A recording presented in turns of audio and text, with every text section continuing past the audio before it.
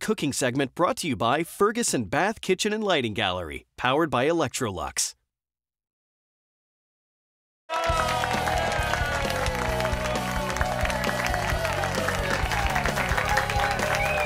Welcome back to New Day Seattle. Chef and James Beard Award nominee Rachel Yang is taking Korean comfort food to the next level. She is out with a new cookbook called My Rice Bowl, featuring 75 recipes fusing her favorite dishes with other cultures from around the world. She's here now to show us, get this, curried beef and potato dumplings, which just sounds so good. Please welcome back Chef Rachel Yang. Good to have you here.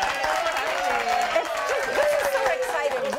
What sparked the idea for My Rice Bowl? Oh, because I mean, it's the whole book is about our restaurants. We've been here for 10 years in Seattle now. We have 3 restaurants in Seattle and 1 restaurant in Portland. So it just really kind of captures everything that we've been working on for a long time. But let's go ahead and start, because one of the things that's great is that you've got lots of recipes in here that don't take long. The home cook can learn something new. It's not impossible. It doesn't have, you know, amazing technique. It's just blending these great flavors. Yeah, so this is exactly dishes like that. Dumplings, everyone loves dumplings. Yes. People can get enough They of do. it. Yeah, but So what have you put in so far? We are doing something that's a little bit different. We have a beef and potato. So this potato is being part cooked and shredded. Okay. And we are adding this wonderful curry flavors. We have some Madras curry, some cumin, and some cayenne, as well as ginger and garlic.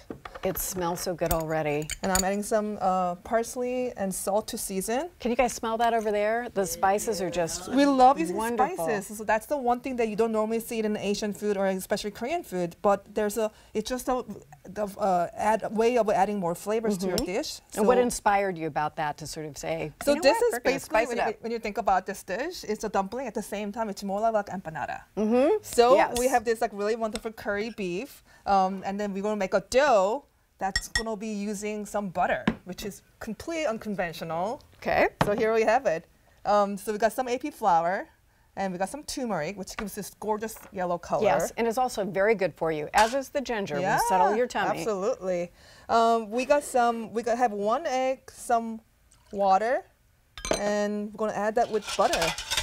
Some Now, melted butter. Why are you beating the egg into the water? So we want to make sure we are mixing all the dries and all the wet together. Okay, got it. So let's see. I'm going to probably use my hand here. Do it's gonna it, get a little yeah. messy. Plus you have, I love this, rolling pin, which can double as a self-defense tool if you need it. It gets handy in the kitchen. Absolutely. If there's any disagreement, that'll settle it. And then... So we're just basically making a really nice dough. So you're just making sure all the moisture gets around the dry ingredients. All right. I love watching chefs do this to make sure I'm learning. Yeah, you can do it with use the KitchenAid, use the food processor. But if you like getting your hands dirty, this is such a fun way of dough. doing it. I think playing with dough is a lot of fun. I know. You might as well. Oh my God. Especially when you have kids, this is like perfect way to do a little. Who doesn't want to? Yeah. So you see how the dough came out together really nicely, really fast. That's all you're looking for. So that takes almost no time. It takes really no time. I mean, this is a small batch, but this batch you can make up to like about 3 dozens of dumplings. So wow. Now, can you, if we cook enough to save, can you freeze these? Can you put them in the fridge? Oh, absolutely. You can freeze them. They come in the freeze for about a couple, 2-3 days. They can freeze up to 2 months. So okay, great. You can make one and then have it for dinner for make the rest a big of 2 batch. weeks. Yeah, and go from there. Yeah, and we'll probably rest it for a little bit, and then so. I have another already rested dough. Look at what a pretty color it is. Yeah, it gets from all the butter as it sits. It kind of makes it very satiny, really kind of nice. And we're gonna start rolling. And just that little bit of turmeric made that turmeric. Yeah, as it sits, it will get like yellower and yellower. Which makes it extra beautiful. Now, with the meat ingredients, are we going to use those raw, or do we do any cooking with that before we put them in the No, we're going to dumplings? actually use it as raw. Okay. So we're going to roll this out really fast. All right. Let's see if we can. Look at her go. That's an awesome attachment. It's Look really at that. Fun. So this is a real unconventional, because normally when you go make a dumpling, you go to the store, you can buy those little circle dumpling wrappers. Here we kind of make them like a kind of pasta. Okay. So let's get it to one more time. One more. How thin are we trying to make it, or do you just go by feel? They're going to be about like 1/6 of an inch, but it's just thin enough that you'll be able to cook it pretty fast without getting it too doughy. Yeah, it's almost like paper. Yeah. Shall I turn this off? Okay. So that's it.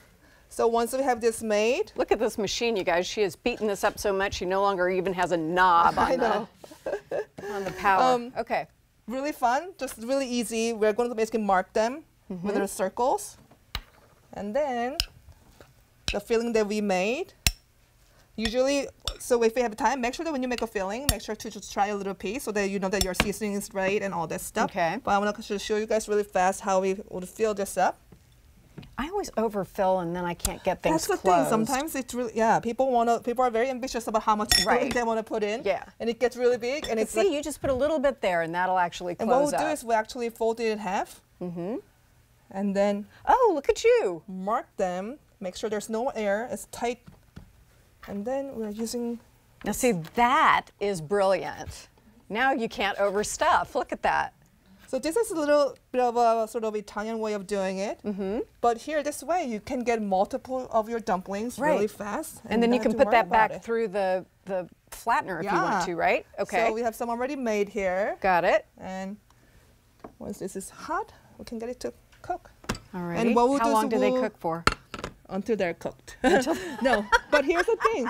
That's the best answer ever. No, because people always ask like, oh, I don't know when it's ready. Like, when it's brown, when it looks like it's cooked. Absolutely. Okay. You get a nice color on the bottom. We put a little bit of water to steam. Yeah. And then you can, when it's really hard to tell, I mean, the best way to tell is basically touching the outside, make sure it's firm.